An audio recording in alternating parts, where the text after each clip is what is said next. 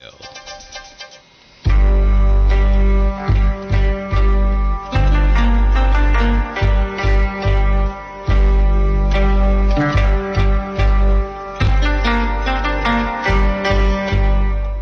good afternoon to you. This is China Uber Alice. I'm Bill Graff along with Nan Su and Amy Howe, and we have quite a program for you. There's a lot going on in the world concerning China and free speech, and we just have a lot of different information we want to bring to you today. Good afternoon. How are you? Yes. Hey, Billy. Hey, Amy. Amy, how are you? Hi. How are you guys? We're fine. Yeah, we're fine. Hey, guys, so we're going to have a wonderful program. Nowadays, a lot of people talking about free speech, which is a major concern here in the United States and also around the world. So today, we're going to focus on how Chinese communist regime trying to control the social media and use media and manipulate the media around the world, of course, especially in Hong Kong and in Taiwan region, which we're going to have a lot of stories for you. And of course, before we present all the stories to you, we're going to first have our usual segment, Amy Howe's story. Amy Howe stay in the labor camp, re-education camp, for more than a decade of time because of Cultural Revolution under Chairman Mao. Amy is going to continue her story. Amy, what are you going to bring us today? Yes, Lai and Billy, may I ask you a personal question? Surely. Really? Personal? It depends. Yes. Yes, very. Did you ever have concussion of the brain? Yes. Yes, I have. I played football, so yeah, I have been knocked out cold. Yeah, I'm not sure if I have that kind of exact experience, but go ahead. Yeah, I had once a car accident in 2004, and after I wake up from coma for a long time, probably 6 to 8 months, and I always wondering I'm still in coma or not. I just have that kind of surreal feelings for very long. Yeah, I don't know you ever had that. And then last week, I feel like a really shocking, and like I had a concussion, had that kind of feeling. Everything's so surreal. You know, I'm talking about my shaking, and it's already beyond the election, Biden or Trump or whoever. You know, it's not. It's just the the freedom of speech in this country. I asked, I'm still in America?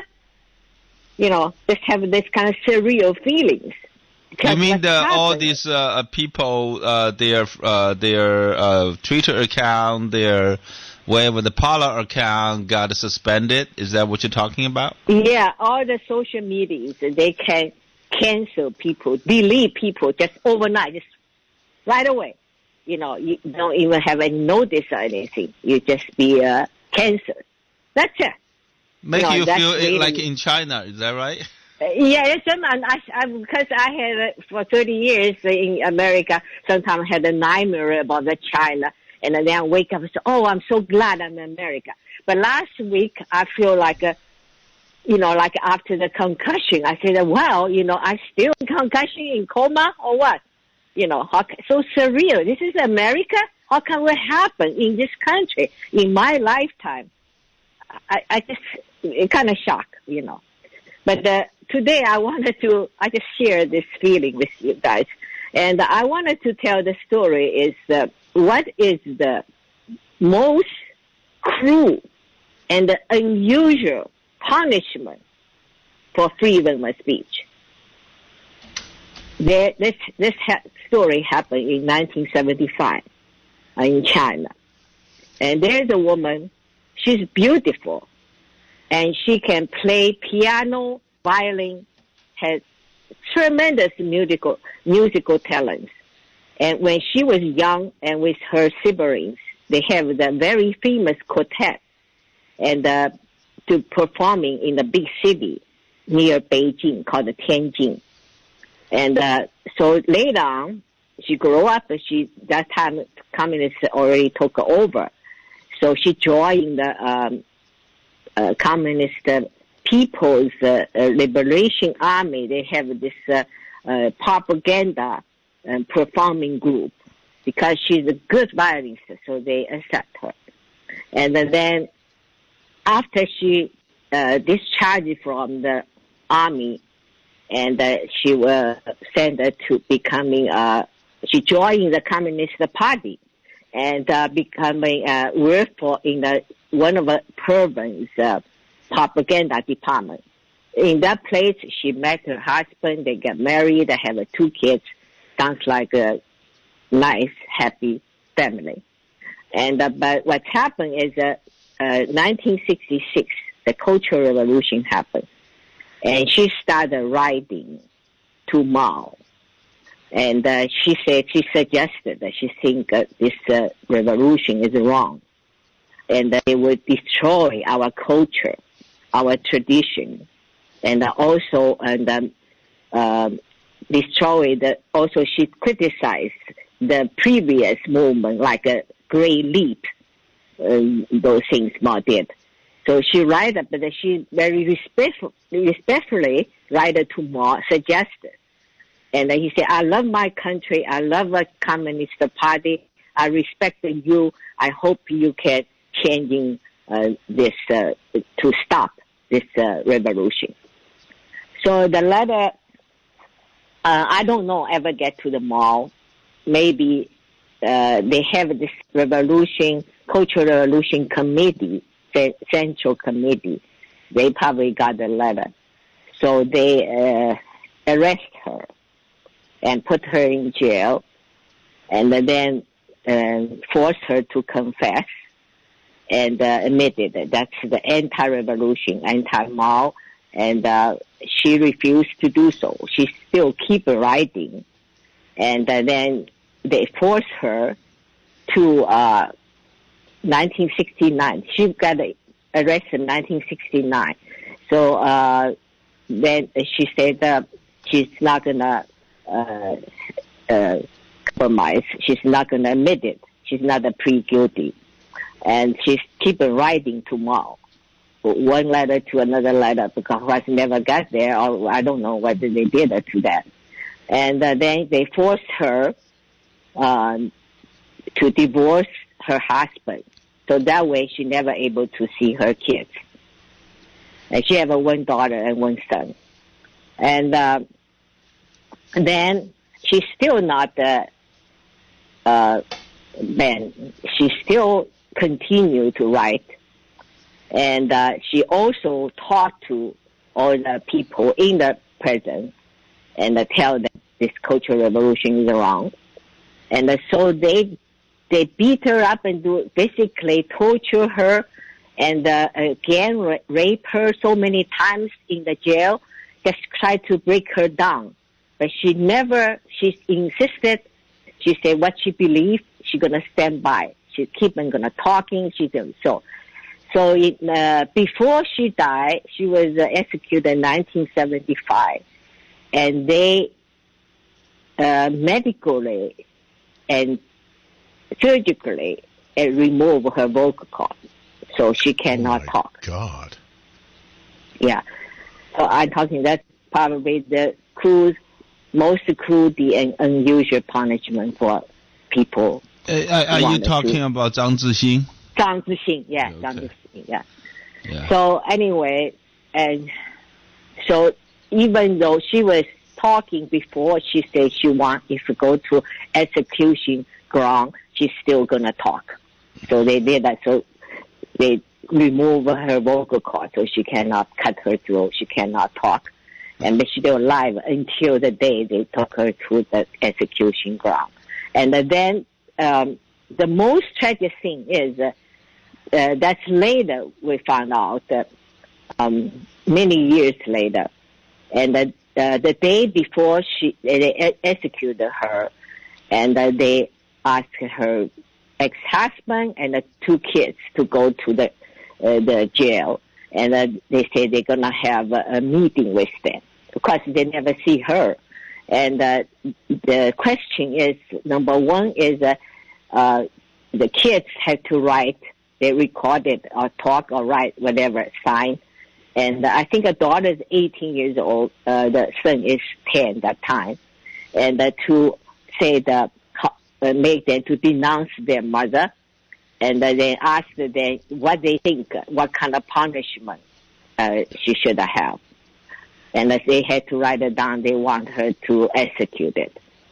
And then and denounce her as the enemy of the state. And they will also make her then to sign. And after she executed, they don't want her body. And they will let the government to do whatever they wanted to do with her body. And that's all recorded. I think later, right now her kids, 2 kids all live in the United States. And later on, they found these documents, official documents, they signed on that. And then also, so afterwards, they're looking for her body. But never found. They say that after she been shot, they saw one eyewitness say that they saw one car from some hospital, I think at a medical school or something, and probably put her as a. But they went to the medical school. There's nothing, not part of her body or anything.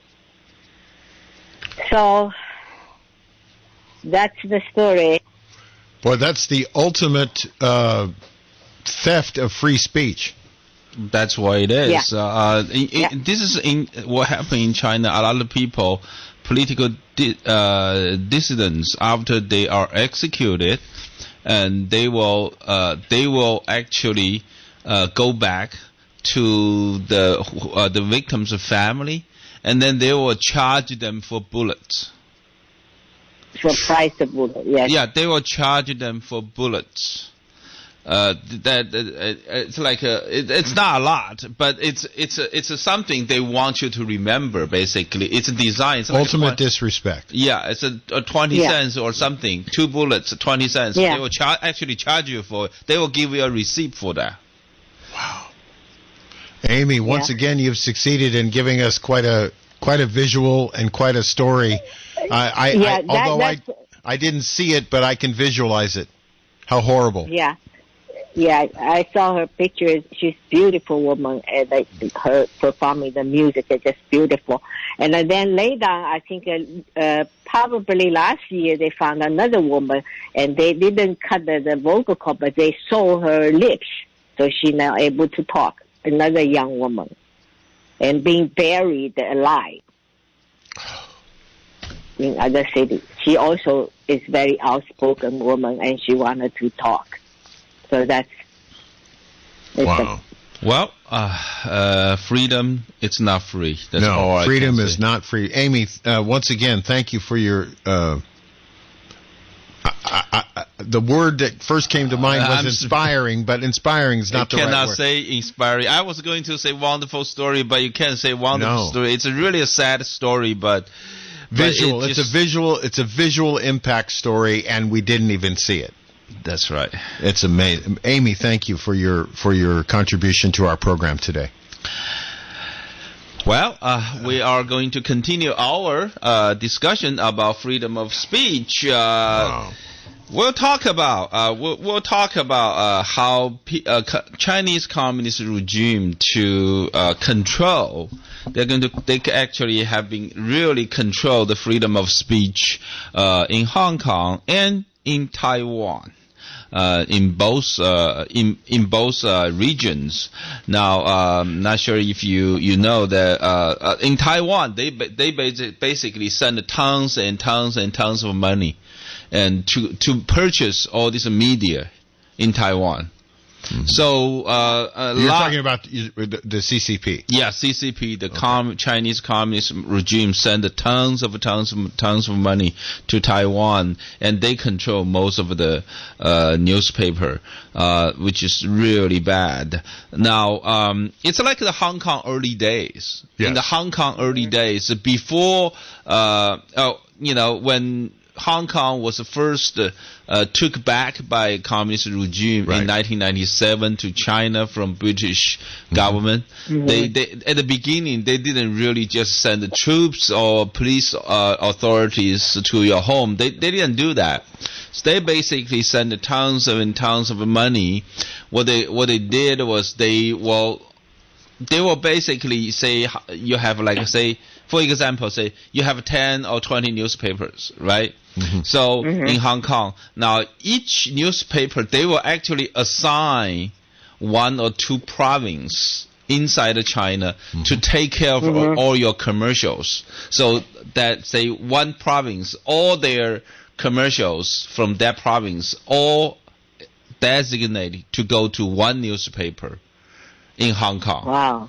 So all of a sudden you got this plenty of commercials. I mean, you're expanding, you're prosperous, right? Your media, this is that's like heaven for media, right? So you have all these commercials pouring in. Now the problem is gradually what all this media find out is once you put something, a talk or an article or whatever that criticize the Chinese Communist regime. No money. That's it. Well, they're not doing that. They actually, those people from that province, because they're all from the same place, right? They're all coming to you say, please don't do that. Yeah. You get us in trouble. This is how they approach it. You make all of us in trouble. We won't be able to send the money to you, right? So all. Think about it. You are nice people. You don't think this is organized. So you're just someone like Billy, like me, Nan, and maybe Amy. We're just working here. We don't know how things going on in China. Then all of a sudden you have all these customers coming, begging you and say, please, you make all of us in trouble. Be quiet. Yeah, be quiet. Yeah. Right? What are you going to do? Right? So that's how they, gradually making all these media start self-censored, because they don't want to make their customers in trouble. This reminds me of something, and let me bring this up, and it's a little off topic, but a number of years ago, the World Health Organization had a meeting, I believe it was in Seattle or maybe Portland, north of us, here in California. And they had protesters show up. And the protesters were making a lot of noise, and they put up a fenced-in area, and they said, okay, this is now your free speech zone. You got to stand behind this cyclone fence, and you can yell as much as you want here, away from the front doors of the meeting. And I thought to myself, wait a minute, the United States, the entire country, is a free speech zone. Supposedly, right? Yeah. And I'm thinking to myself, this is not cool. But, I don't like this. And then I got to talking to some of my colleagues, radio people around the country and people I know, and they all said the same thing.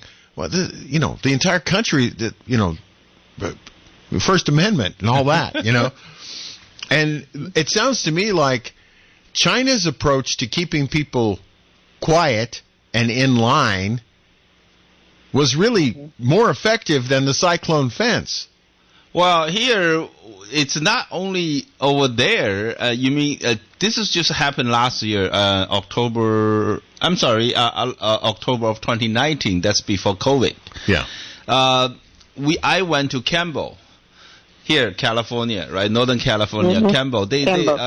Santa Clara County has monthly new citizen days for whoever the new immigrants become citizen, right? So I was going there. I was trying to interview some people as a media. So what's your fresh feeling about once becoming an American citizen? That's right. Yeah. Interestingly, they have this is free speech zone. So you have Really? Democrats and Republicans. They have their booths. They say you can do all this in here. You cannot do it over there. You know, that's a free speech zone. Yeah. What is that? Well, what it is it's the Really? beginning. It's the beginning of no free speech. That's right. I mean, even I It's realize all that. free. They don't have so this zone you can speak, the other zone you can't. Unbelievable. Yeah. That's is it still America or what? Well, you know, there's. I went to. Go ahead. And I just mentioned that how the Communist Party buying the meetings. And, in San Francisco, they have a bookstore called the East Wing.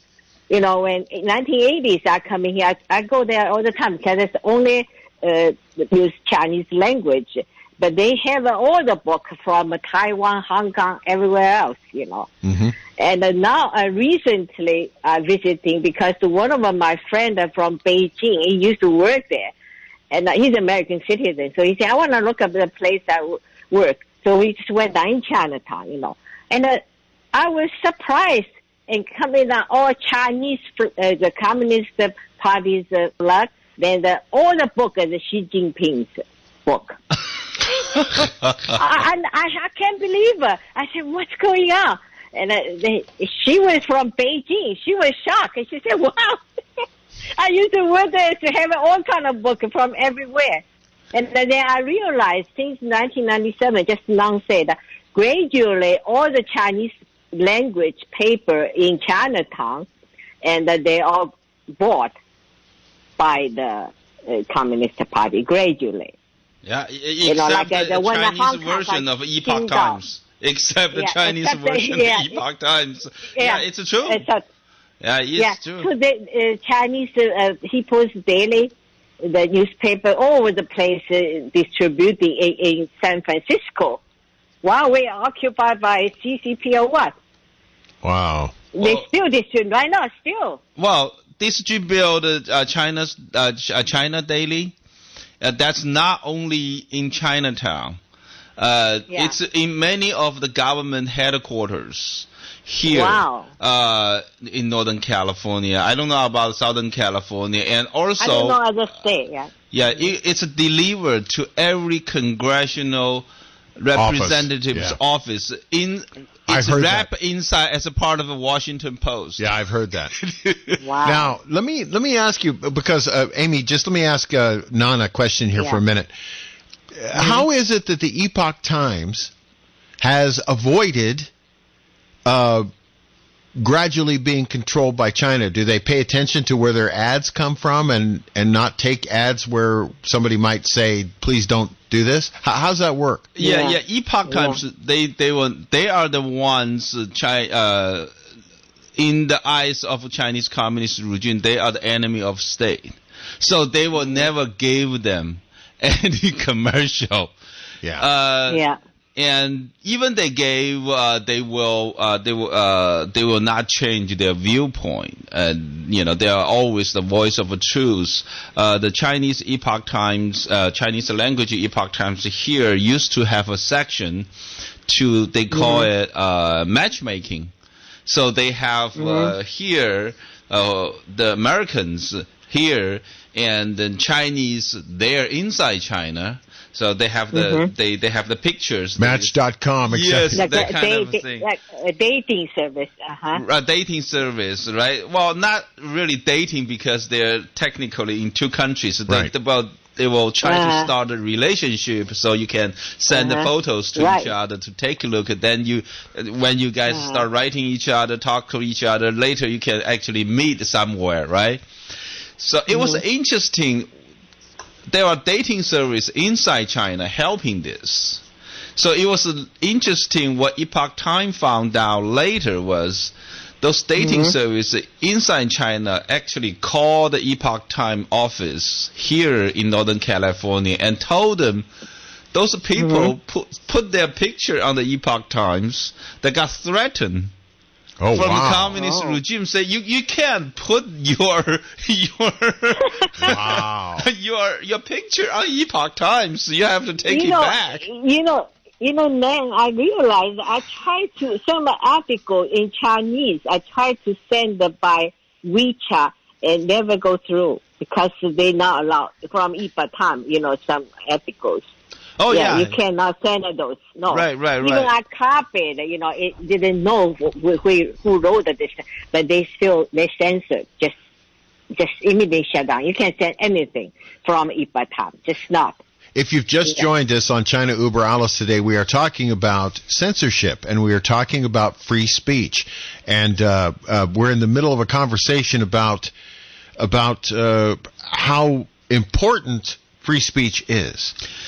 Now, Amy, let me give you a suggestion. Next time, when you try to get anything from the Chinese version of Epoch Times, try to send it to your friends through WeChat. WeChat is a social media platform that's started in China. So it's controlled by the Chinese companies, all right? So the censorship is there. So if you want to send those articles, don't try to show any Epoch Time logo. Don't show the author name. Don't show the title. And then just copy paste the article. Yeah, try to do that. And then also. I scan it. And then I can send. Oh yeah, send it as a picture. You scan it as a picture. Maybe you will go through. And or maybe hide it in the middle of a letter text. No. You have to scratch some kind of scratch on the scan, the thing. Otherwise, they use computer to censor. They will pick up. Not really? Robot I'm talking about. Yeah. So you have to scratch, and then you have to maybe put a different color. Just make they call underground, undercover documents. Like you send a Chinese, actually is English about 3 minutes later, that kind of things. No. Can you believe that? We had to do that like this? Well, yeah, and also some of the keywords, some of the sensitive words. Yeah, that's why you have to change it. Like a Communist Party, like for example, CCP, right? Communist Party. You have to maybe say C, and then add a star. And C add another maybe comma or something, and then P.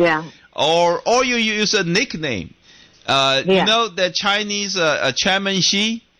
Chairman Xi, when you use Chairman Xi on the internet, on Chinese social media internet, he got more than 200,000 nicknames. Oh my 200,000 because so they can literally they can pick up. Yeah, you're right. Probably go on more. What would happen if you had a news article that you wanted to send to somebody in China? Could you put it like in a letter in the middle? Yeah, you have to just be very sensitive about those sensitive words, like a Xi Jinping or maybe CCP. You need to add something to it. So call him Uncle Joe. Well, all kind of names you can. Yeah. You have to make the people whoever reading it understand it. Creative. Right? You're getting creative. You have to be really creative. Jeez, this sounds like back in World War II when you tried to use code. Code. That's what I mean. Can't believe it. But I tell you, here they also censor. I tell you, it's not a joke. This morning, my friend, I call old timer. I'm an old timer too, right? And an old timer friend, and called me. He said, very angry. I said, what happened to you? He said, my long-term care policy being canceled. I said, what? He said that because they asked the question every year they review. Long-term care, they wanted to cancel lots to begin with because they think they had to pay too much, especially for people have it for 20 years or something. That time the benefits unlimited or something. They try to get rid of people. So probably now is the opportunity. So ask the question. Question number one, he said, are you active? So he said, yes. And what kind of activities you participate in your last 30 days? Yeah. So this guy said that he didn't even say Trump rally, he just said rally. But he did that. He was honest, I think he's stupid. Anyway, but he think in America, so what? Rally is a basic human rights. I can go rally, why not, I can't petition. I can't. This is the Constitution, right? So he said, rally. So they immediately denied, canceled his policy. I'm not kidding you. Yeah, you watch. My feeling is pretty soon, like Trump and Biden, both of the names will be censored by Facebook. Yeah, yeah. or Twitter or something. The joke is, I'm not trying to make sarcastic. I just asked, I said, what is other insurance left? He said, only when the barrier insurance is still active. I said, wow. Barrier you actually die. He said still active, so they didn't cancel that. So I'm talking about this cancel culture and delete culture. Yeah, but did they actually ask? Is this a Trump rally or a Biden rally? No. They don't even ask. I think they're talking about last 30 days. Probably say that's the Trump rally. That's why they immediately. Yeah, no, it's an online form. You have to fill out immediately delete it. Well, I want to know which insurance company. Well, from an insurance point of view, I would think that it really wouldn't matter if it was a Trump rally or a Biden rally or a Antifa rally. Any rally, could be dangerous, right? Well, if you wear a mask. Yeah, well, that's what I mean. And so, it seems to me like right. it's the same answer as if you're, let's say you're 65 years old and they ask you, are you active? And the next thing you say is yes. And they say, well, how are you active? And I say, well, I have a motorcycle. That's come on. It's like asking. Yeah. That's like asking them to cancel. If I still rode a motorcycle, I wouldn't tell them. But they asked me what kind of activities. So that activities, he thought that was. We always think that this is all the citizens can have that's a human right, basic human right. Yeah. If freedom of expression, freedom of speech, you can do anything you want. You can petition, you can go rally, right? Well, it's nothing to do with insurance issues. Yeah. Well, Amy. To cancel you, yeah. Hey, Amy, maybe you should ask your friend to check out his insurance policy, see if it was written actually. No rally attend. It's covered. Excluded. Yeah. If you want to go to the rally, it voids your insurance policy. Insurance policy. Yeah. Listen, the joke is that he's a barrier insurance guy. You're dead, so nothing. They don't have to concern about. Oh my God. So barrier. It's unbelievable. Then recently something happened. It's just unbelievable. I don't believe it. It's in America. Well, there's a lot of strange things have gone on in the last couple of weeks. This is China Uber Alice on AM 1080 KSCO Santa Cruz. If you'd like to call us and talk to us, the telephone number is 479-1080. We have Wendy, who's called in from Ben Lomond. Let's see if we can get Wendy on KSCO. Here, let me do it like this. There we go. Wendy, you're on KSCO and China Uber Alice. Hello. I wanted to make a shout-out for the art world's favorite Chinese radical, Weiwei, who has an exhibit on Alcatraz right now. Oh, really? Oh, really? Yeah? Mm-hmm. Yeah. Not the best time, I'm afraid, as far as COVID and everything, probably not as many people going out there.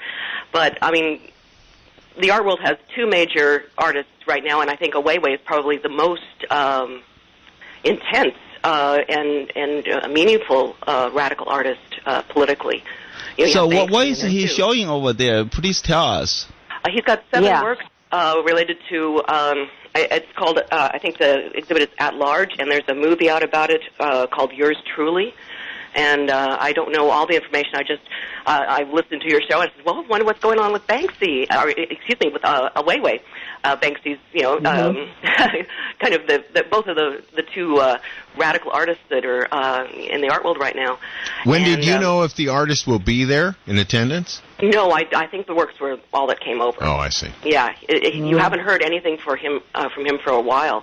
He's best known for doing the Bird's Nest Stadium for the 2008 Olympics, and which it was such an amazing statement of the policy. I'll just give you a bunch of squiggles and you'll make it. They have infinite money. No one there guiding it, pretty much.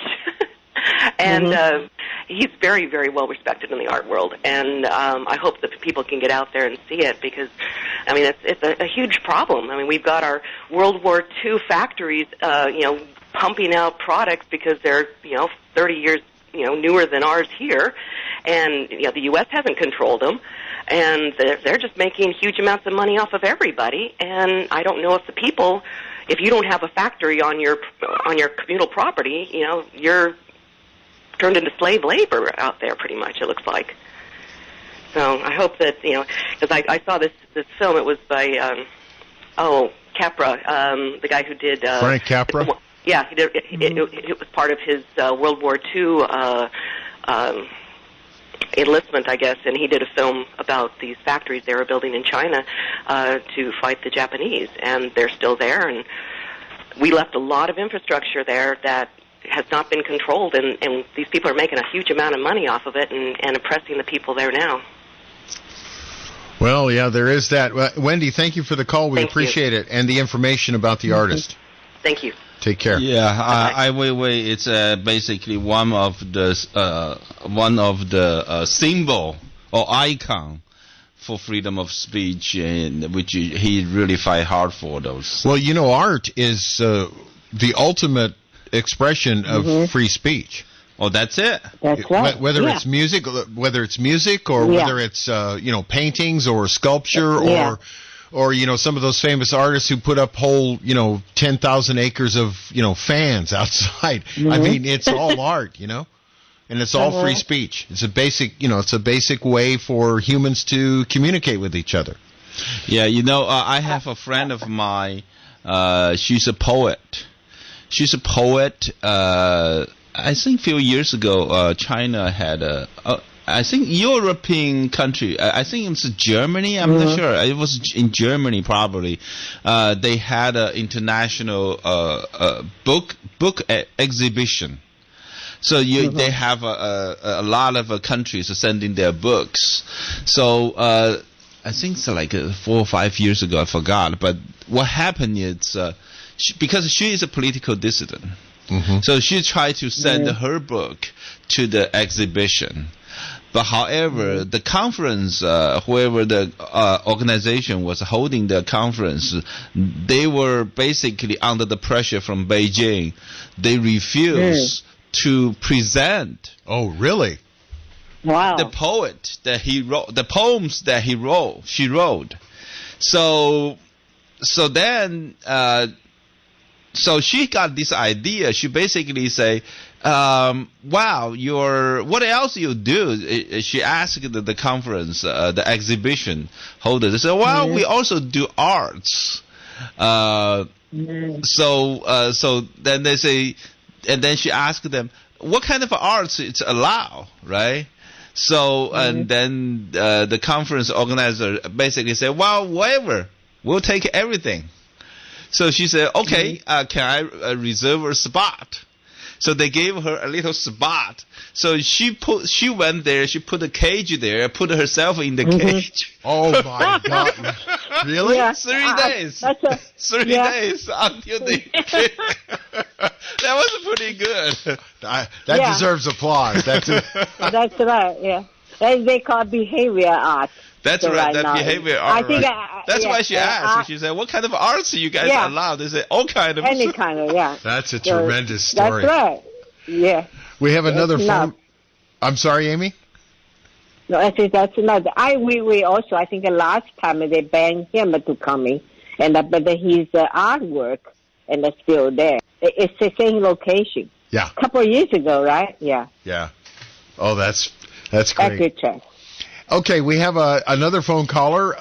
Colonel Terry has called. Let me see if I push the right button here. There we go. Colonel Terry, you're on China Uber Alice. Yes, good afternoon, ladies and gentlemen. Oh, hey, good afternoon. Look, I am very simpatico with your cause and exposing the crimes, the injustice, the brutality of the communist Chinese regime at the beginning and especially as recently as last week.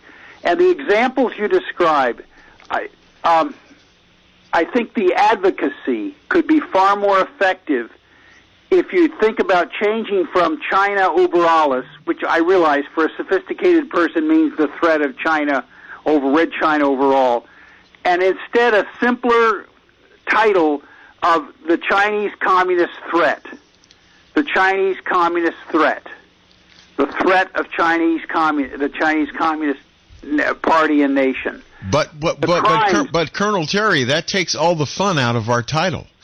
Well, not entirely. You could say we're addressing Chinese über alles, but what you want is an effective message.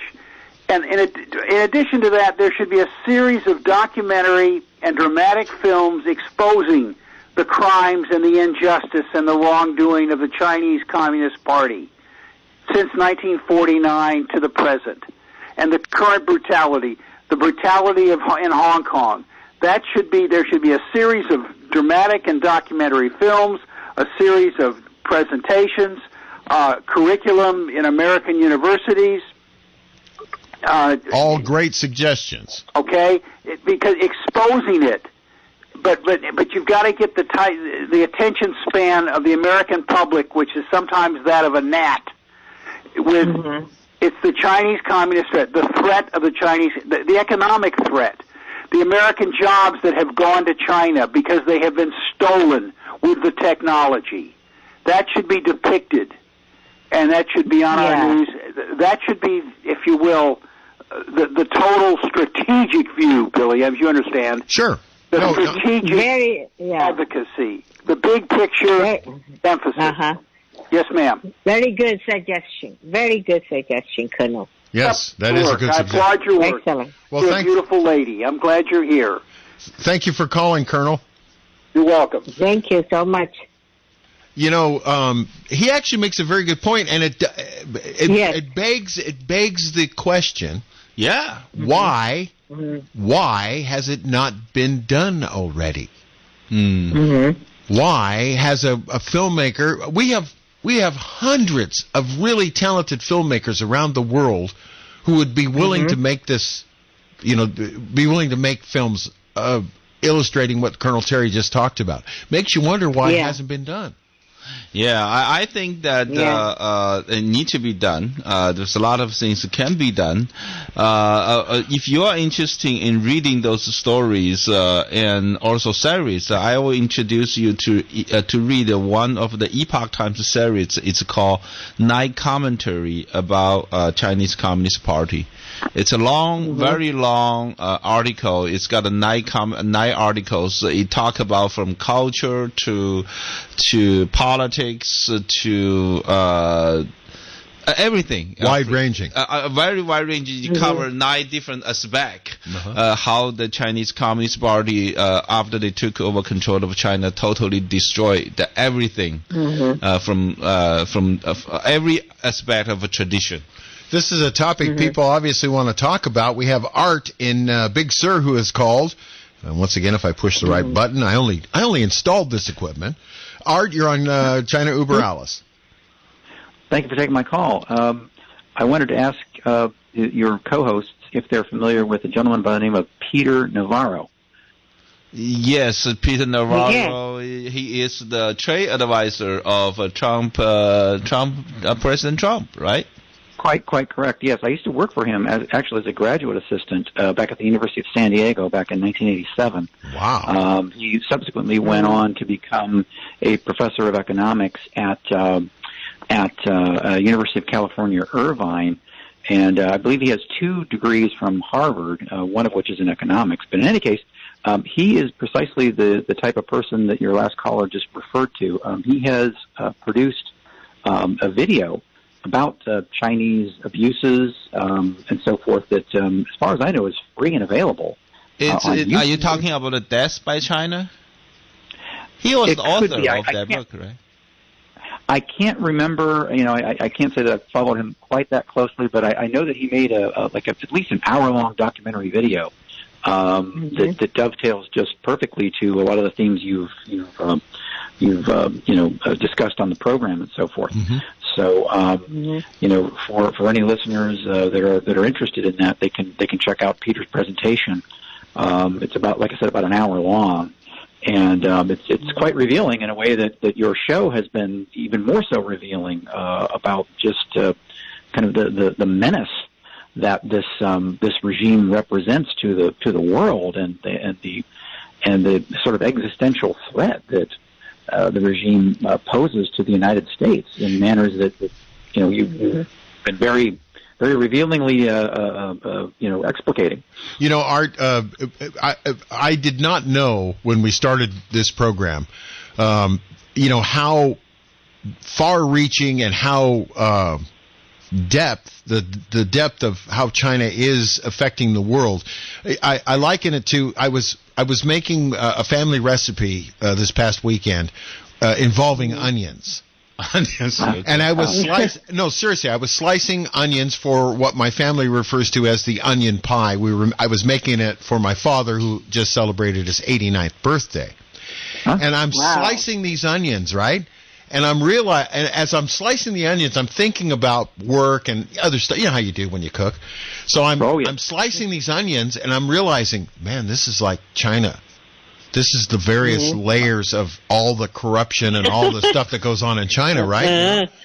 And I had to be careful, because when I got near the end of using the onion slicer, I wanted to make sure I didn't cut my finger off. Well, you will certainly make your tears come. Yeah. And Art, your call reminded me of that just now. I should say this: there are many who kind of rhapsodize about the example that the United States provided through our Constitution that's withstood 200 years, including the most recent assault by Pelosi and company with a second impeachment of a president. China, the regime, represents an alternative model, a kind of a dark model. Oh yeah. And that's what we all need to be afraid of, and that's what fortunately this program helps to illuminate, is that there is a model that's been long in the making since the Cultural Revolution that points in a very dark direction for the future of humanity. Yeah. Yeah, I think you mentioned the impeachment yesterday. When I stay home and watch the whole impeachment process. Oh, did you? Yeah. Now, this is how I felt. So we didn't have to. Yeah. So we didn't exactly. Thank you, Art. We didn't have to. Now, if you remove all say you got two sides, the Republican Party and Democrat Party. If you remove all the Republican Party side, you only follow the Democratic Party side's presentation, all the congressional leaders that from Democratic Party side when they spoke and tried to impeach Trump. It make you feel exactly like a cultural revolution. Yeah. Yes. It's all these people. Come on, guys! You have the right to do that, but you just have to present the evidence. First investigation. I did a whole program. This reminded me nothing so much as the Stalin. Everyone is. They have. I'm here to defend the democracy and constitution. Everyone have such a high level of task, and then the only way we do it is to impeach Trump. But come on, please, I mean, there was 63 million people elected him. You need to give the evidence, right? Do it one by one, do it days, do it months, take whatever the time you need, but don't do it in 24 hours. But you have none. You have just set up the premise for a whole nother program. Okay. Yes. Hey, listen, we're running out of time here. Art, I want to thank you for calling from Big Sur. Thank you so much for being with us. Thank you. All right. I'm going to take our commercial break right before we take the news at the top of the hour. We'll be right back. The following is a KSCO commentary. Here is KSCO owner Michael Zwerling. I've been thinking a lot about the events of the last couple of months in our country. That, incredibly, seems to be getting more divided each day. I've been downright depressed and have been largely unable to keep my feelings to myself. Recently, I was told by a KSCO staff member, "Now you know how I felt 4 years ago." But I didn't let it get me down, and life goes on. What a great attitude, I thought to myself. That's what I need to adopt. But almost immediately I realized that this is very different from the feelings you get when your candidate doesn't win. There are many indications that recent elections, whether stolen or not, will change our country forever, starting with a frighteningly fast erosion of our most precious freedom that has been the foundation of this greatest country in the world, freedom of speech. I am proud that KSCO has, for the last 30 years, been a rare beacon of free speech, a voice for everyone who chose to use our talk radio platform. But there has been a mass migration of users to newer high-tech social media platforms that have, as a result of our government and, yes, ourselves, become so large and powerful that they can, and have, at least partially, effectively usurped the Constitution of the United States.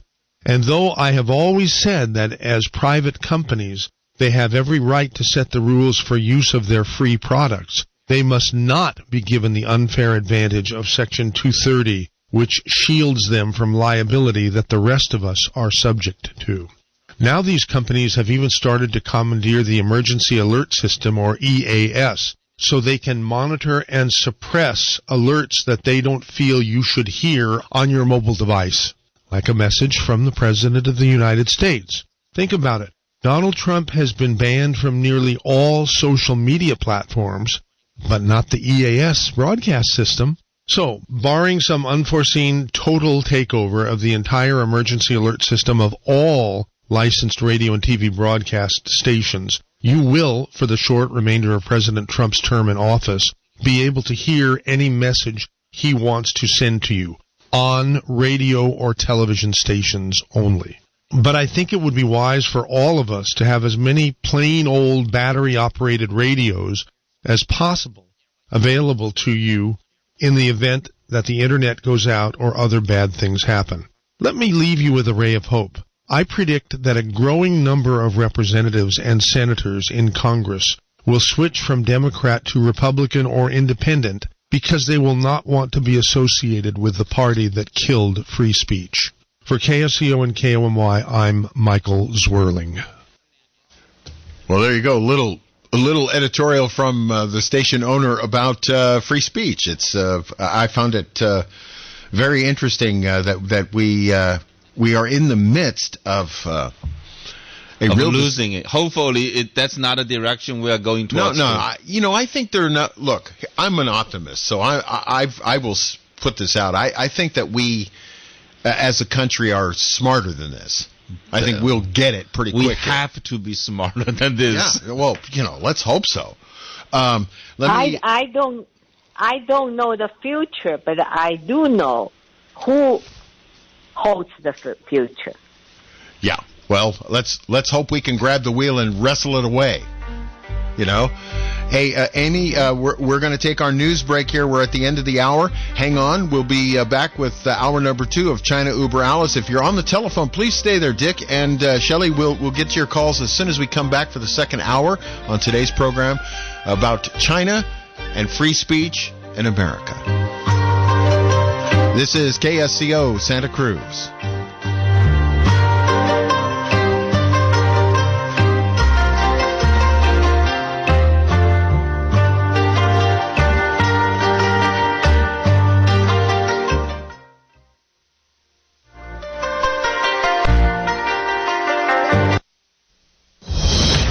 Breaking news this hour from townhall.com. I'm Keith Peters. States are lending National Guard troops to Washington and preparing for armed protests at home. As National Guard troops sleep on the floor of the Capitol in Washington, D.C., other states are preparing for possible unrest. All 50 capitals in this country are potentially under attack. Virginia Governor Ralph Northam and other officials say they're prepared. If you're planning to come here or up to Washington with ill intent in your heart, you need to turn around right now and go home. The FBI is setting up a command post in Portland, Oregon, which has been a hotbed for demonstrations. In Ohio, Governor Mike DeWine is closing the State House starting on Sunday and calling in the Ohio National Guard to back up law enforcement in Columbus. Violence will not be tolerated. I'm Jennifer King. Senator Tom Cotton says the Senate lacks constitutional authority to impeach President Trump once he's no longer in the White House. Bob Agnew reports. Senator Cotton, seen as a potential 2024 GOP presidential contender, laid out his view in a statement Wednesday night. He writes, quote, "The Senate lacks constitutional authority to conduct impeachment proceedings against a former president. The founders designed the impeachment process as a way to remove office holders from public office, not an inquest against private citizens." Senator Cotton has been one of the president's most vocal supporters, even calling on the president to use military force if needed to quell the racial riots that swept the country last year. Bob Agnew reporting. President-elect Joe Biden is unveiling a $1.9 trillion coronavirus plan, speeding up the vaccine rollout and providing financial help to individuals, states and local governments, and businesses struggling with the prolonged economic fallout. Biden unveiled his multi-pronged strategy, which includes $1,400 checks for individuals on top of $600 provided in the last COVID-19 bill.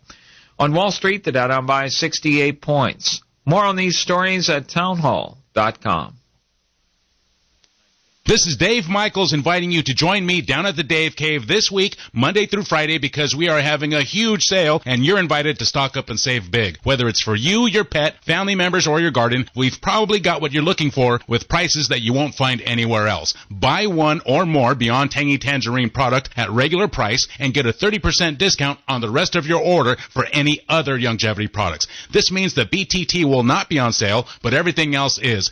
Big-time discounts. OsteoFX, Glucogel, collagen peptides, Arthrodex, Sweeties, and more discounted at 30% when you buy your BTT at regular price. Remember to take care of your immune system with vitamin D, vitamin C, zinc, Killer Biotic, and Immune FX. And while you're here, be sure to pick up your official Flight 1080 and KSCO gear for you and your loved ones. We've got high-quality knitted hats, jackets, T-shirts, sweatshirts, and ProFit hats. Don't miss the latest sale down at the Dave Cave, Monday through Friday, 12 till 7 p.m.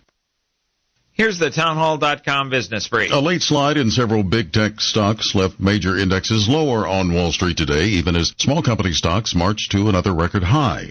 The S&P 500 turned lower in the last hour of trading to wind up with a loss of 0.4%. The benchmark index was weighed down by losses in Apple, Microsoft, and other huge tech companies. Small company stocks continued to rally, a sign that investors are feeling more optimistic about the economy, although today's unemployment report with another dismal number of layoffs in the country last week. The Dow dropped 69 points to 30,991. The Nasdaq was off 16 to 13,112. The S&P 500 fell 14 points to 3,795. New York oil up 69 cents to $53.60 a barrel. With business, I'm John Scott. News and analysis at townhall.com. I'm Keith Peters in Washington. Preliminary figures for German economic activity in 2020 have shown a smaller than expected contraction. There were sharp declines in household spending and business investment. Germany, a leading exporter of manufactured goods, was also hit by the global pandemic-related downturn, and sales abroad plunged by 10%. The falls were partly offset by an increase in government spending and in construction. The overall contraction is large, but somewhat smaller than in 2009 in the global financial crisis. Germany has been less severely affected by the pandemic than many other developed economies, some of which are likely to report a sharper deterioration in performance for last year. That's BBC correspondent Andrew Walker reporting. As vaccinations continue across the U.S., some companies are offering financial incentives to encourage their workers to get the shots. Dollar General is one of the first major companies to announce extra pay for workers who get vaccinated. More on these stories at townhall.com.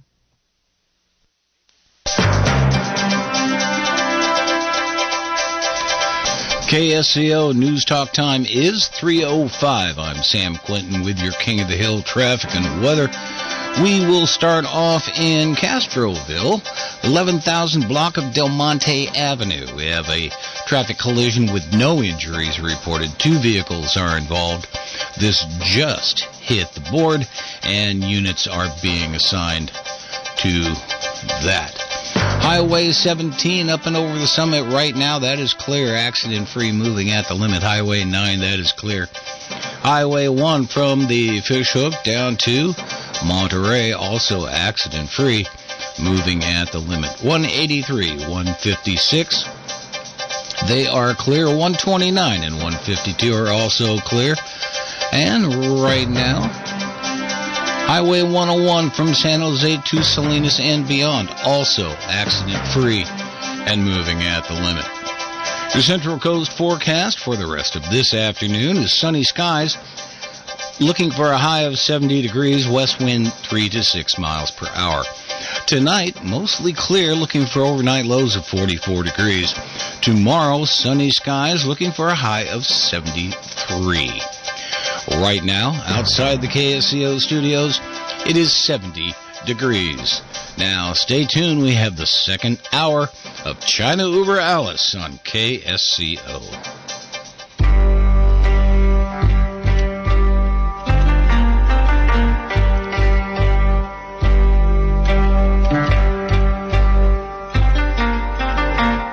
As we begin the second hour of China Uber Alice this afternoon, I'd like to remind you to go to our website, ChinaUberAlice.com. That's ALLES for Alice, ChinaUberAlice, all one word.com.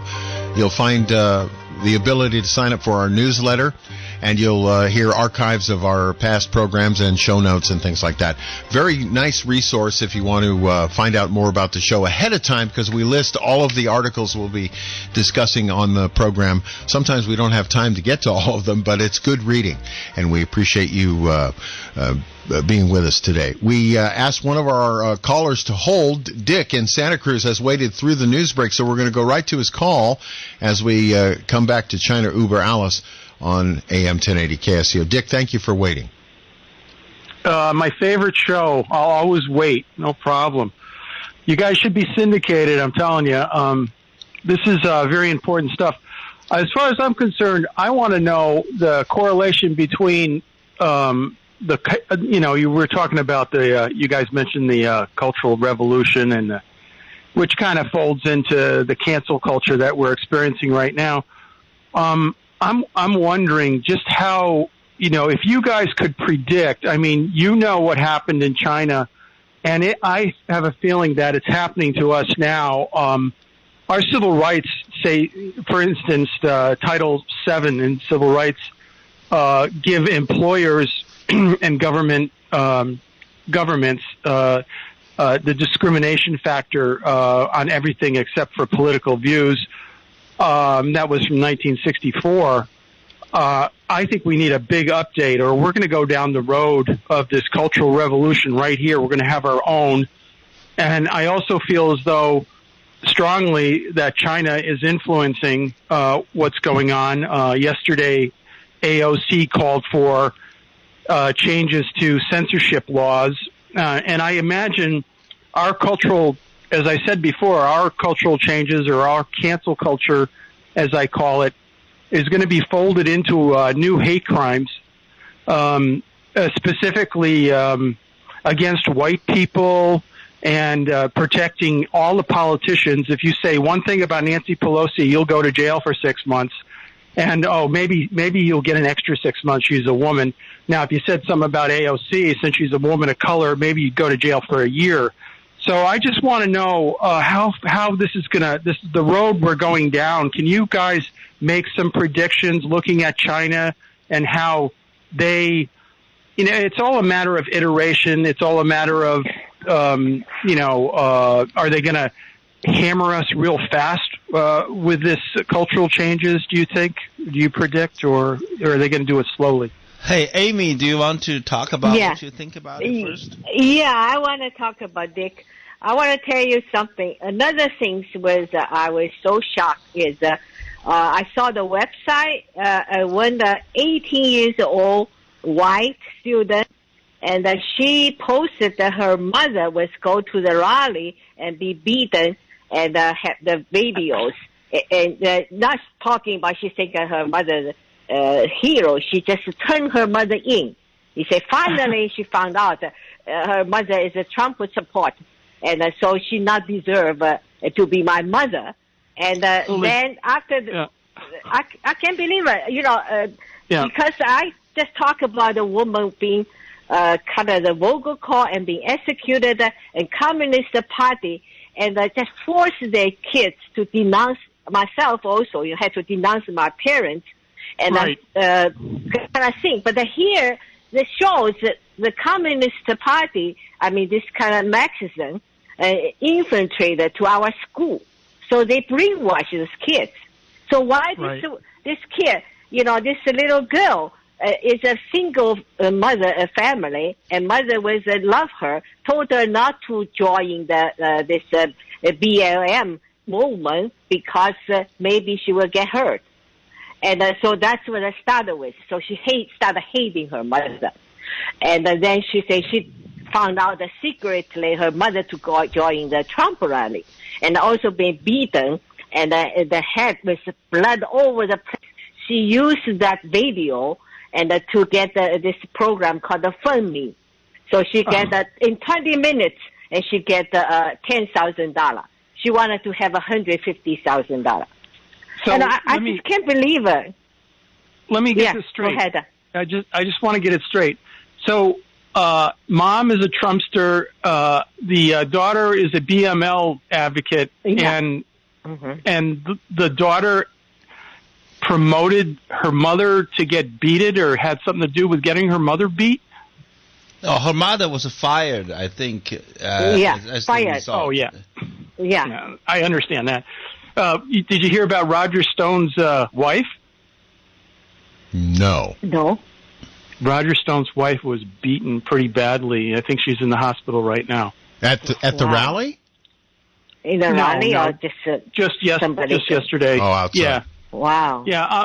I guess the violence is around the corner. I'm just saying that.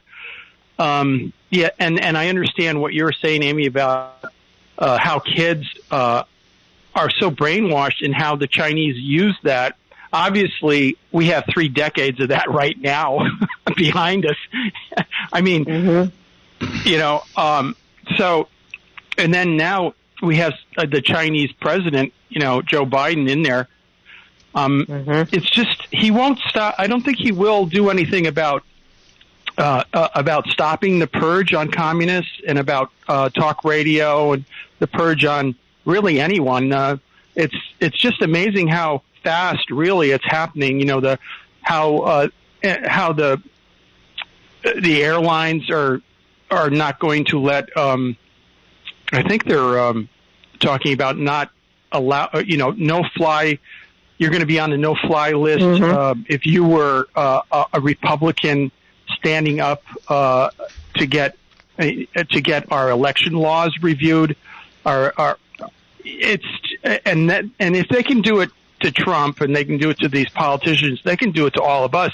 And with the internet, I think if that actually gets implemented by some airline, I think you'll find that that particular lawsuit will make it to the Supreme Court, and it will not be up. They'll force the airlines to not implement that. I'm fairly confident of that. Yeah, I'm pretty confident the Constitution will be upheld in this country.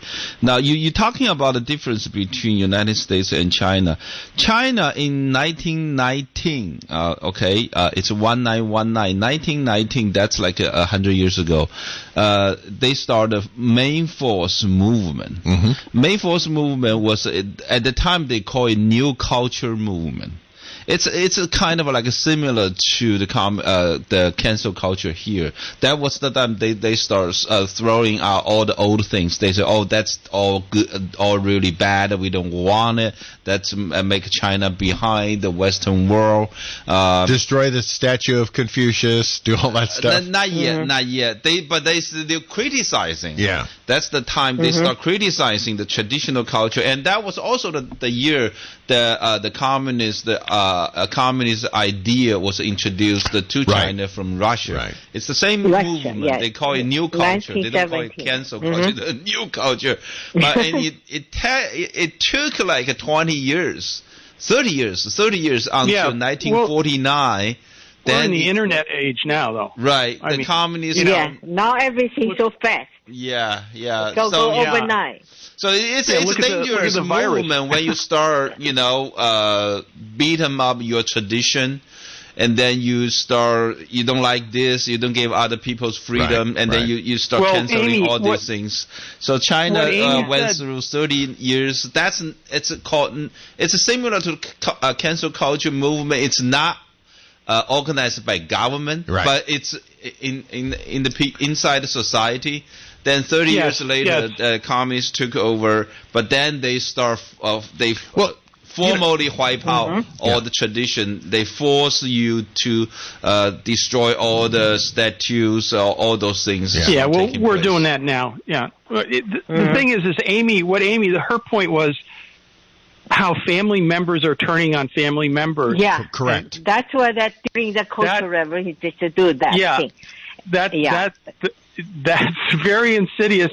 And of course, these days, ever since Trump's been in office, it's been hell. Families have had a hell of a time because one person's Democrat. Yeah. So there's an awful lot of scary stuff in the and that's the culture. That's how deep it goes, right? It down to the family level. I know there are. So my question is, can we still hold as one country? Like Billy and me, we have a different opinions, but we have something in common. Yes. The common ground is we treasure the same value. Yes. Which is, as Billy said, a piece of paper, Constitution. Yes, I refer. Doesn't matter, politically different opinions. Doesn't matter. We still can categorize the talking. Amy, isn't it true though? Yeah. That constitutions were made to be ignored? No, I mean that's not true. When it comes, no, wait, Billy. There's constitutions that read just like ours in Russia right now. There's wording that protects people down to their bones, and it gets ignored. So when these because they get ignored doesn't mean they're set up to be ignored. I think. Look, Dick, no, Billy. My question is, if you have a different value, so you think I can compromise my value? I don't think so. No, so I don't. Amy, I would never ask you. See, here's the difference between us. There are some people in this country who want you to compromise your value, right? Or compromise my value.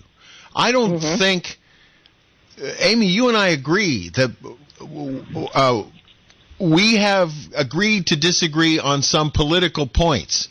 But we both agree that we need to do everything possible to protect what we have in this country, which is very, very, very valuable.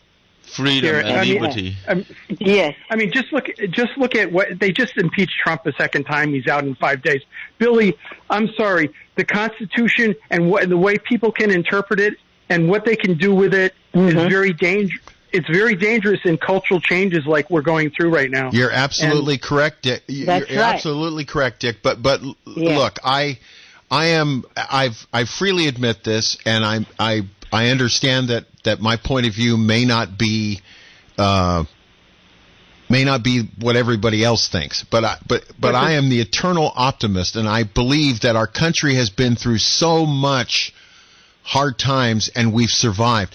Right after Abraham Lincoln, considered to be one of our best presidents, right after Abraham Lincoln took office, half of the states in the United States decided they didn't want to be part of the United States anymore.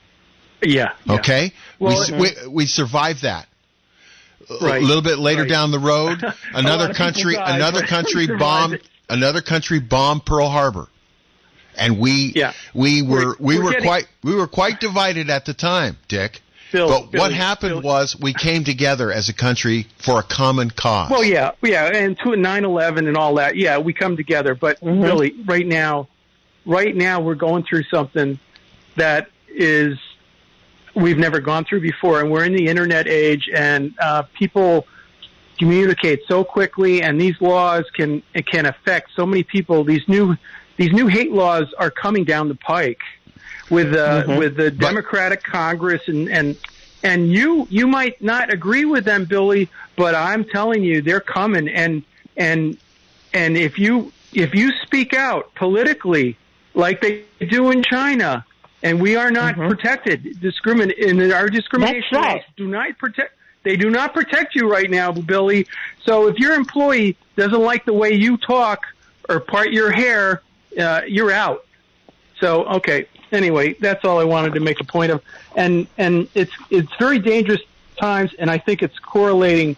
And like you said, Billy, history can repeat. And I think if everybody studied the changes that went through in China and all these fascist other, Russia and how they slowly got rid of and changed the history. Like, for instance, I told Michael on his show that the election, there was lots of questions, right, about the election. That's why there are so many people upset and at the Capitol.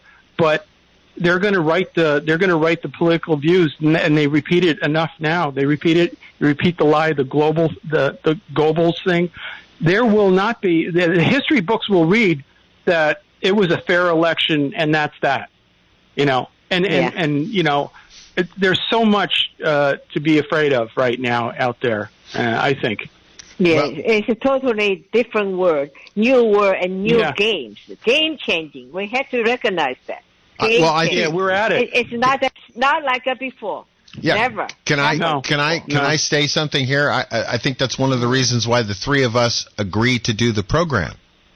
That's why we're doing this program. That's right. It's a great program. You guys are touching on so many things in our contemporary life right now. Just talking about the history of China, and because my gosh, we have Congress women out there asking for censor laws right now. But once again, I believe our Supreme Court, that's one of the reasons why the Congress and the executive branch and the judicial branch are all separate because of that very fact. I understand. Yeah, but they want to pack the court. Did you know that? They want to changing that. Well, we're only two steps into they want to pack the court. That's right. They want to load the court up. They did it once. Yeah. Then what? Yeah, okay. I'll let somebody else complain for a while. Dick, we appreciate the call. Thank you. Thank you. It is a way to look. This is I really believe this. The times we're in now are an exercise in our system. This is a way we illustrate our system, right?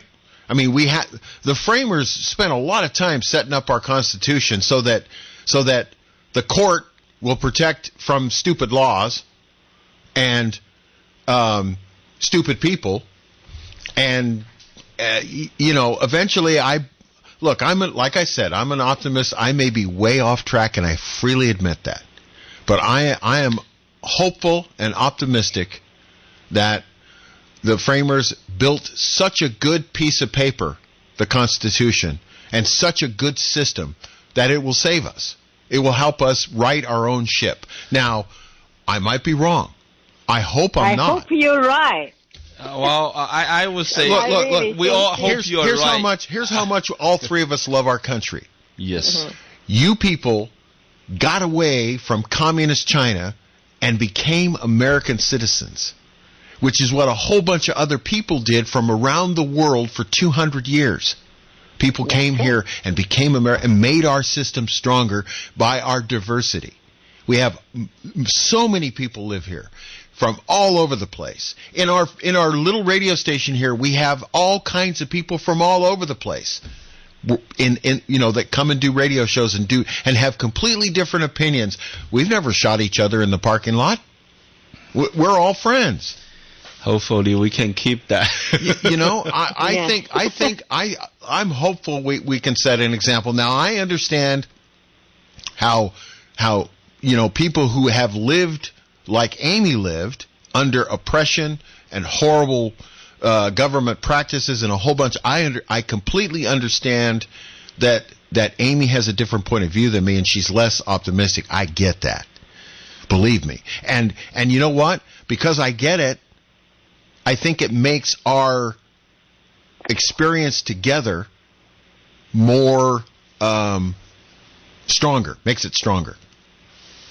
Now, I completely respect Amy's point of view that she thinks we better really pay attention in the next short while here about how our freedoms might go away. Yeah. And by the way, those gentlemen who talk about Peter Navarro, that's I just checked it. It is the video and the book he did was it's called Death by China. Death by China. Yeah, Death by China. It's about the economic war between United States and China, how we lost all our manufacturing jobs to China. You know, Non sent me an article, and I think Amy got it as well. China's media influence has gone global. So has the pushback. Beijing's campaign to control narratives about China to the world is now attracting more attention and opposition, which I found, when I read this article, I found it very hopeful. that people around the world, people around the world are realizing China's pushing some really nasty buttons. Right. Yeah, give us a couple examples from the article. Well, the Chinese Communist Party and various Chinese government entities have long sought to influence public debate and media coverage about China around the world, okay? So there's a trend that's accelerated in recent years. Over the last month, a number of news reports and investigations, often by local journalists like Nan-Su, have highlighted new influence about how Chinese government-linked actors impact global information flows via the old P word, propaganda. In Southeast Asia, Thailand's cash-strapped media companies have increasingly relied on Chinese state media, like the official newswire, help me here, Xinhua? Whatever. I couldn't even pronounce that. That was Thai.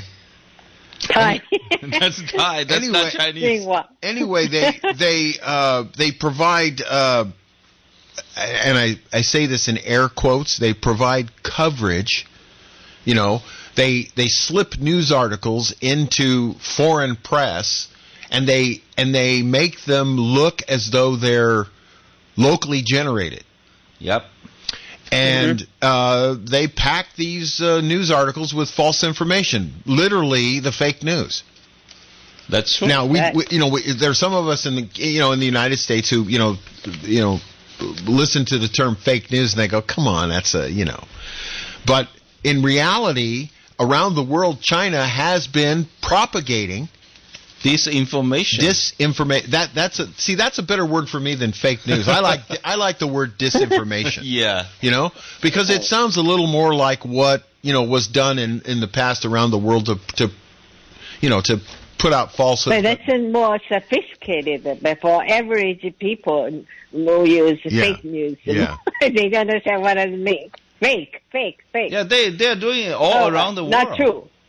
Well, regulators in the United Kingdom, for instance, have found that China Global Television Network, the international arm of China's state broadcaster, repeatedly violates broadcasting rules through its biased coverage of the Hong Kong protest movement.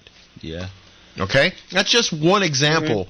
But because the BBC and other news organizations are reporting what they see is going on, then there's another point of view. See, there's an additional point of view on what is happening in Hong Kong. Hong Kong is, I think, was a pretty cool experiment, on free trade for. Yep.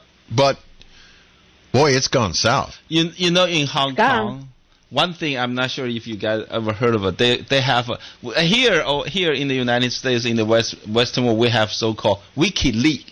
Yes. Wikileaks. Yeah, Basically, they leak all the corruptions or the government dark side or things like that.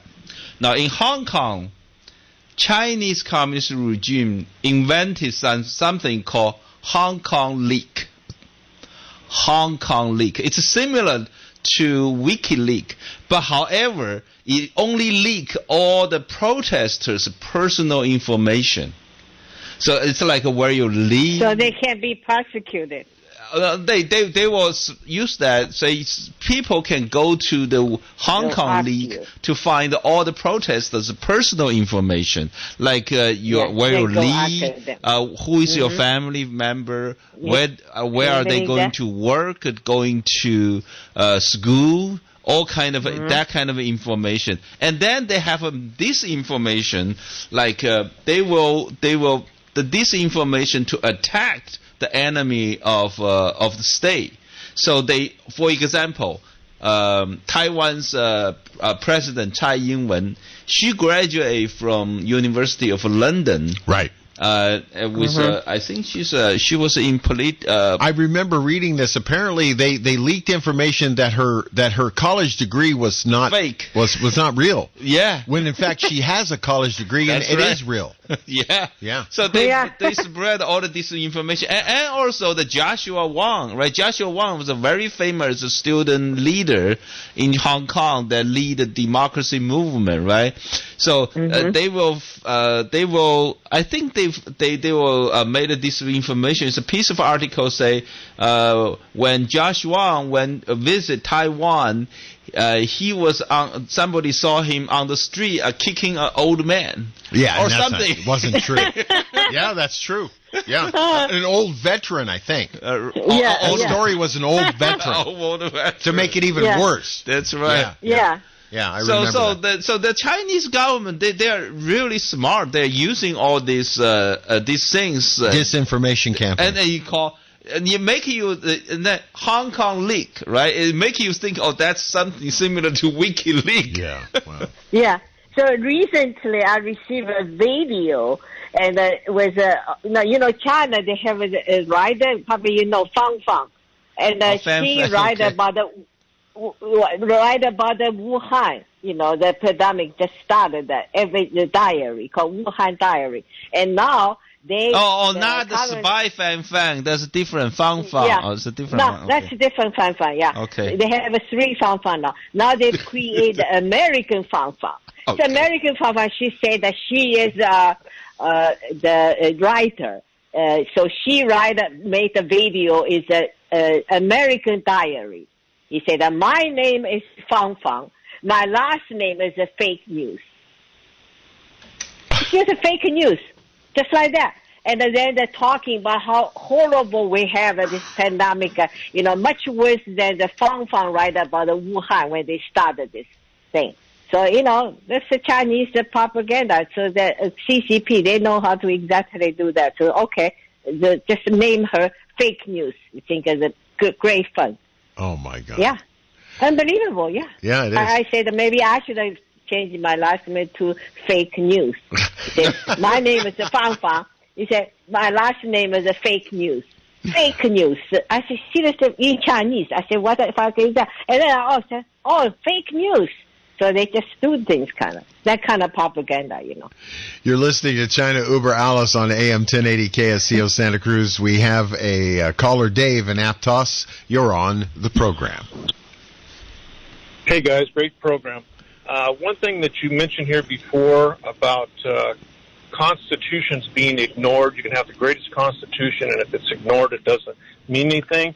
And I remember reading something about one of our forefathers that said the constitution that we came up with will govern moral people that have that know what shame is, and they're moral, God-fearing people. He says the downfall of this Constitution will be immoral people that do not have shame and will do anything to reach their ends.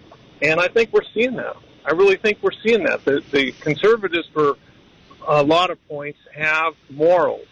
The other side doesn't. So anyway, that's my point. I'll take it off the air. Well, Dave, thanks for the call. We appreciate that. I like to think, as a Democrat, registered Democrat, although I'm very conservative on some things. Everybody knows that about me. I have morals. I think I have morals. I absolutely see that. Yeah, Yes, definitely. That's why we say we share the same value. Yeah, and I hope there are people of good character all around who will help us defend our country. And honestly, I know that you folks have said that in China it's very difficult to do anything but toe the Communist Party line because of the way the government is so all-effacing. But I know there are good people in China too. I know there are, because I'm sitting across the table from one, and I'm talking to another one on the telephone. Yeah, I think that the important here is how we are going to keep our freedom and liberty, as long as we have kind of the basic respect to each other. Right. We all could be different in many ways and different aspects, but if we have the kind of respect and doing things in a very respectful way, I think that we can still living under the same constitution. But if people don't even pay respect to the very basic. Well, there's. It's funny you should say that, because I was thinking. I was thinking about the holiday, the Christmas holiday, and I know people who before they got together, they said, okay, we're going to have small pods. We're all one family's going to sit on this table, one family's going to sit over here, but we're all going to get together. We're going to try to celebrate the holiday, but the one rule this year, because of what's going on, the one rule we're going to make sure everybody follows: no politics. Okay. Seriously, I'm serious when I say this. I know no politics, only onion cake, onion pie. Yeah, onion pie, but we're not going to talk politics. No politics. You talk about onion pie with politics. That's not good. Well, really. this is good, but that it's only good for party, right? But if you have for holiday party, but when the nation come together, how do you discuss the? Well, I understand that, but what you said, Nan, is true. If we can get together and we say, okay, we're gonna talk about politics, but we got to play nice. Yes, we gotta respect each other. That's right. Can you do that? Yes. With the CCP? Well, no. Because we have different values. You can't. You cannot talk to people like PPC. CCP people, we have different values. We cannot talk. But Amy, sit down together. You're absolutely right. But listen to me. You illustrated this a few minutes ago. You and I can talk politics, and we don't agree on some stuff. I can talk but to we have something in common. Correct. We have the same values. There you go. We have the same values. But not with the CCP. Absolutely. But people have a CCP value. I don't think I can talk to them. Just can't. Can you? Well, I don't think so. I'll tell you what. I really do. I've never tried it, to tell you the truth. But I find myself not agreeing with. Look, after the stories you've told about yourself and about the one that really got me, Amy, was the very first one you told when you talked about the next door neighbors being executed, and then they came to your house and told you better denounce your parents right now. Yeah. That's the first one that really got to me. And I'm thinking to myself, boy, if I was put in that position, I honestly don't know if I would have the strength of character to do what you did. I honestly don't know if I could denounce my own parents in front of some guy with a thug with a gun. I often thinking afterwards, how many years later, I say, at least, they want me to denounce, just verbally denounce my parents. They didn't force me to kill them in the spot. They did it for some people, as I know. Yeah. My relative. And he just went to the mental hospital and in the mental facility for whole life.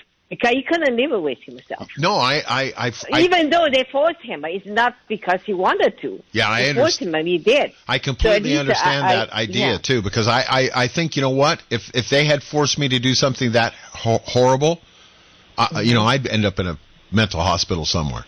I'm almost positive.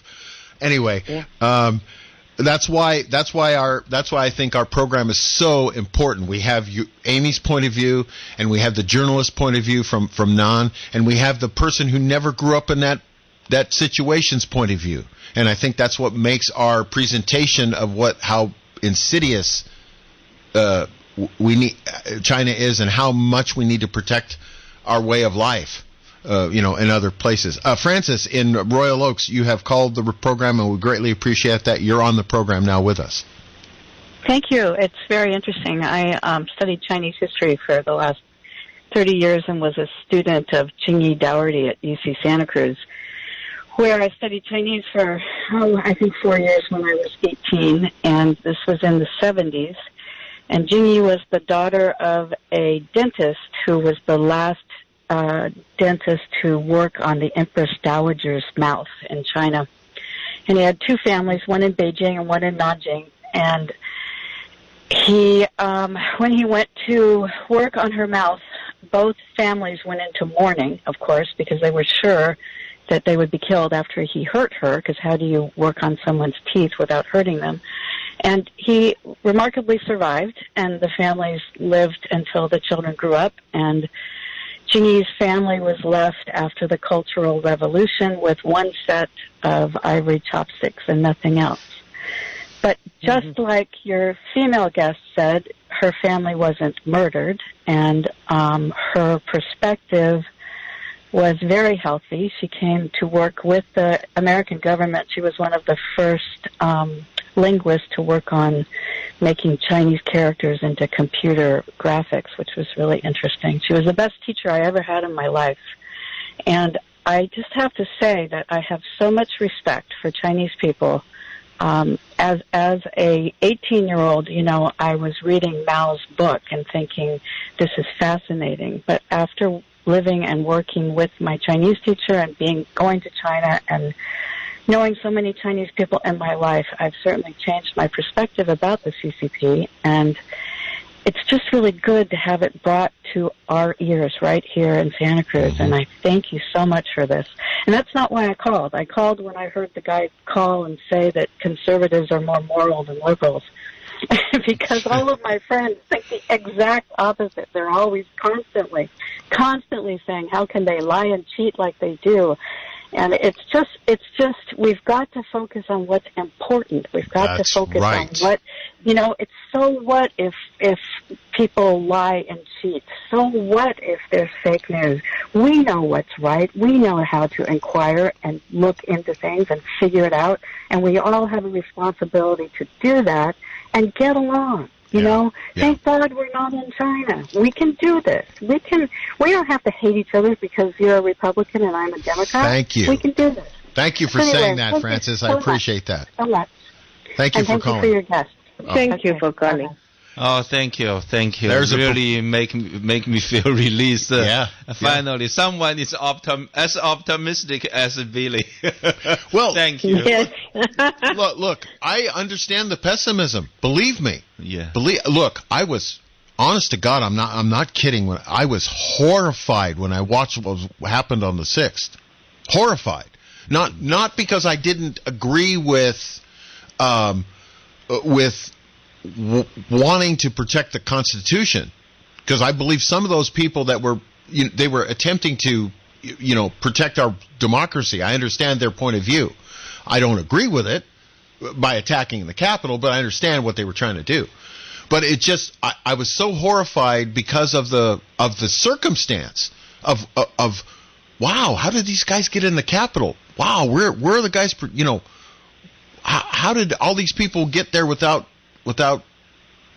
I just didn't understand what was going on. And I've lived around the world, so I've seen totalitarian, governments. And, wow. Yeah, I totally understand how Americans generations grew up here. So the last time this thing happened, somebody storming or just invade, I would say, the capital. It's what was 1812. 1812, the War of 1812, when the British burned down the White House. Yeah. So for the Americans, they see this is it's a sacred place. Yes. It's the oldest democracy. Well, maybe the first democracy. Democracy that's ever existed, right? Well, I don't know. I think that we are earlier than French Revolution, right? French Revolution maybe, took place after America. Well, I don't know if you could consider ancient Greece a democracy. I think the Senate and all that. Well, let's just say more than different kind of democracy. It's the greatest one. Yeah. Right. This is the greatest one. So we never thought this could happen in our capital. So I totally understand what people thought about. I think every one of them, if they use violence to storm our capital, need to face the legal consequence. Regardless, they support Trump or they're against Trump. Now we have the conspiracy theory. Some of them are actually Antifa, right? Well, that's what some people say. Right. Look, I don't. I think whoever, regardless, you shouldn't. And also, I don't think those people they're really supporting Trump, because I went back yesterday. I read a little bit. They say when Trump was making some speech over there, they already started. They already started storming the Capitol. So I don't know what these people are trying to do to our democracy. I think I heard there was over 70 people arrested. Oh well, look. Here's the interesting thing about this. If I were, look, this is entirely theoretical, folks. I'm not going to do this, okay? I'm saying that up front. But if I were going to do something like these folks did, I would certainly not take selfies while sitting at Nancy Pelosi's desk with my feet on the desk. That was just plain stupid, right? If you're going to dress up in a buffalo hat and paint your face, I would at least wear a mask so it would be harder to identify myself. You know what I mean? They didn't operate in a rational manner if they didn't want to get caught. Do you understand what I mean? You know that guy. I heard that they said that guy was killed. Killed himself. The guy that painted on his face. Killed himself. Yeah, that's what I heard. Yeah. I'm not sure why he did that. It's kind of interesting, but hey. Well, he didn't want to be prosecuted and go to jail. Probably is a big part of that, I would think. I mean, they had him. They had a picture of him. I don't know. But I think that an investigation has to be done. And it is underway right now. Right. So whoever did it need to face the legal consequence. Yeah, it's look. I think. But most of people there, they was not intended to do anything violent. Yeah, I think most of the people are peaceful, but it's just a very small group, right? That's right. Well, it's the old. But that's the biggest gathering. Unbelievable, the numbers. I can't believe it. It's much more than before. Probably 200,000, 300,000. This is a million.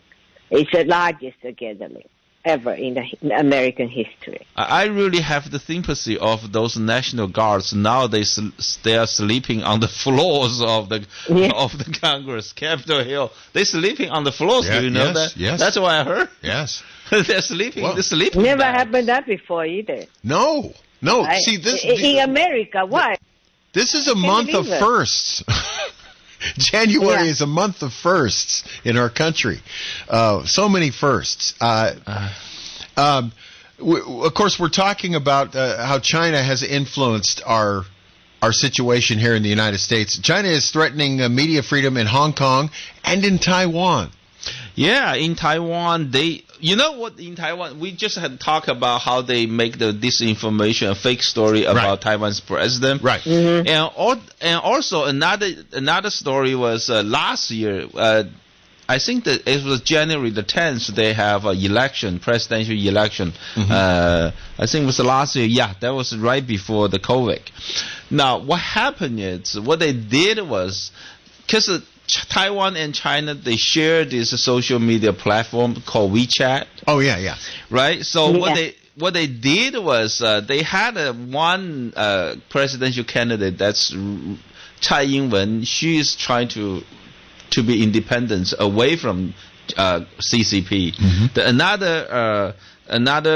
Another one, Han Kuo-yu, who is pro the closer relationship with the CCP, right? So communist regime tried to help him. So what they did is they make many fake accounts on the WeChat.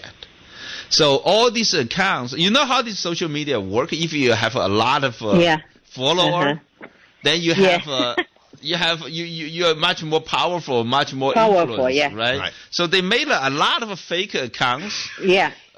Following the one that's pro-China, right? So every time if he tweets something, it goes out to a whole bunch of. It goes about a lot of people, and then all these accounts that they later found the counterintelligence agency in Taiwan. Nobody. They actually follow all these accounts. They found all these accounts were established in China. A huge number of, and then they use this as an amplifier. They call it amplifier. So they will automatically propagate. That's how they did it. That's how they did it. They use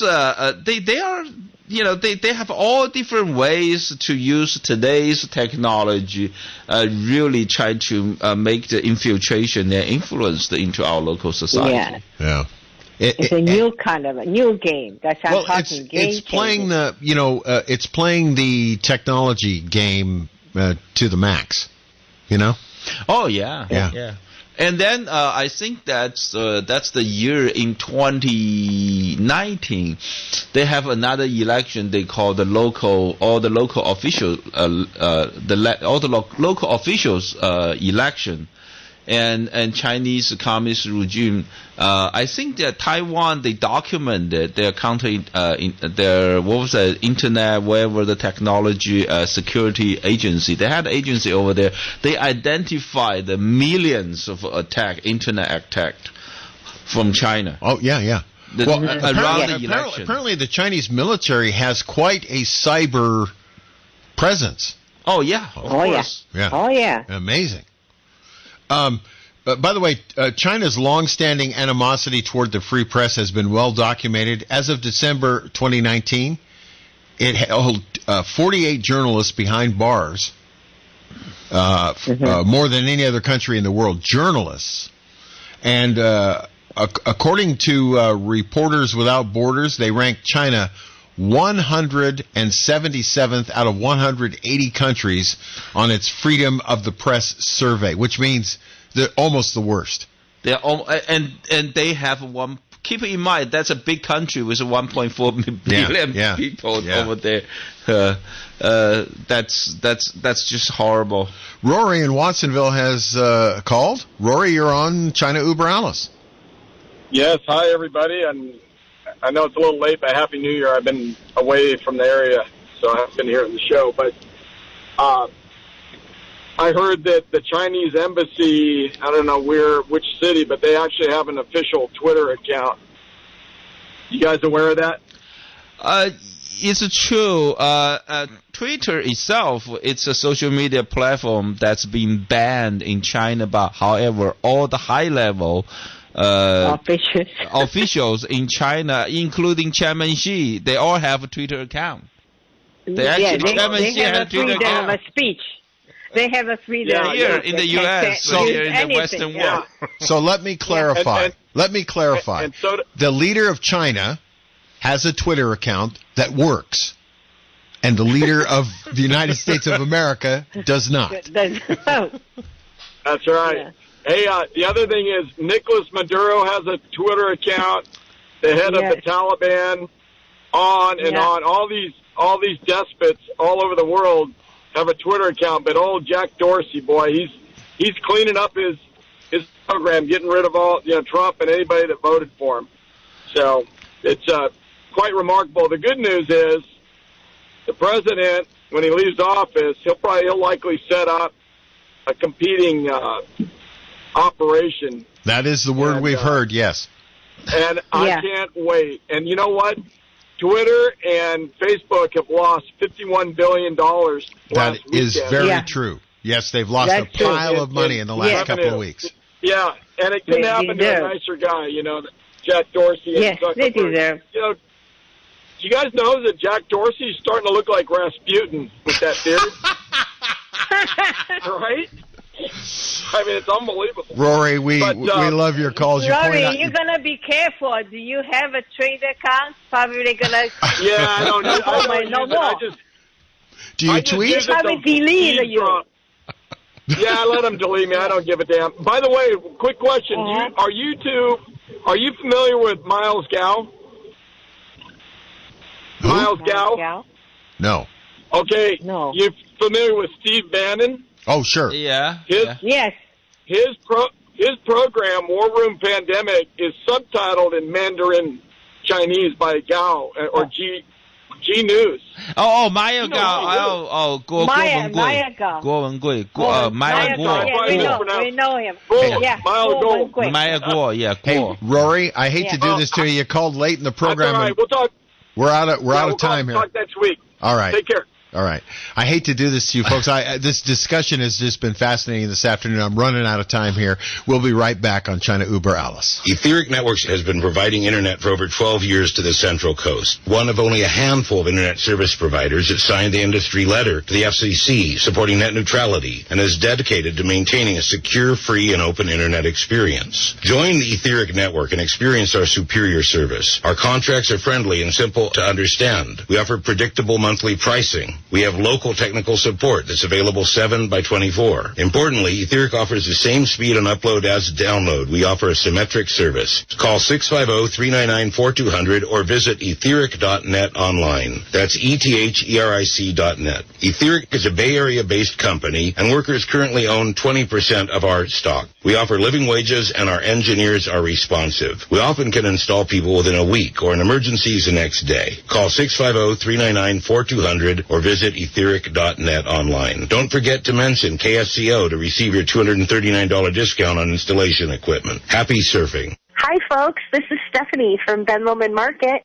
We're a family-owned and operated full-service market here to meet all the needs of you and your family, offering old-fashioned meat department, a full-service deli with homemade hot and cold quality selections for breakfast, lunch, and dinner, freshly baked cakes, cookies, breads, along with locally baked gourmet goods. For those looking for a special dietary need such as gluten-free or sugar-free, we have it. A full assortment of conventional and organic fruits and vegetables, gourmet cheeses, local wines. We also do catering. Let Mill Street Catering Events take care of all of your food preparation. Local people, local products, a family tradition since 1946. Ben Lomond Market store hours are Monday through Sunday, 8 a.m. to 8 p.m. Our senior shopping hour is on Wednesday morning from 8 a.m. to 9 a.m. Thank you for shopping with us at Ben Lomond Market. You're listening to China Uber Alice. We're at the end of our program for today. I want to, before we leave today, thank Amy for her story because it really did illustrate what we were talking about to start the program. So, Amy, thank you so much. Thank you. Nan, we'll be back next week with. We haven't quite figured out what we're going to talk about, but we just touched on this topic today, so we'll continue. We'll find more stories. It seems like the freedom of speech is kind of like a focal point right now. A lot of people concerned about. We'll continue on this. Unless there's something else. Nowadays you never know what kind of news about China will come out next. Exactly. What's the next? All right. Well, that's our program for this week. You've been listening to China Uber Alice. Please go to our website of the same name, ChinaUberAlice.com. Check out, sign up for our web magazine or web. What am I trying to say? Our publication. It's there for you to sign up. Subscribe to our podcast, to our newsletter. That's the word I was trying to think of. It's horrible when the brain cells die. This is KSCO, Santa Cruz, Salinas, Monterey.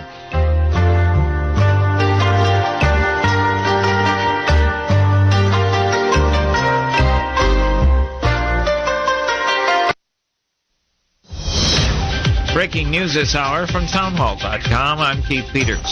At a meeting with law enforcement officials about next week's transition of power in Washington, Vice President Mike Pence commits the administration to a safe, secure inauguration. We're going to ensure that we have a safe inauguration, that President-elect Joe Biden, Vice President-elect Kamala Harris are sworn in as the new President and Vice President of the United States in a manner consistent with our history, with our traditions, in a way that gives honor to the American people and to the United States. But security is expected to be very tight, not only in Washington, but in all 50 state capitals.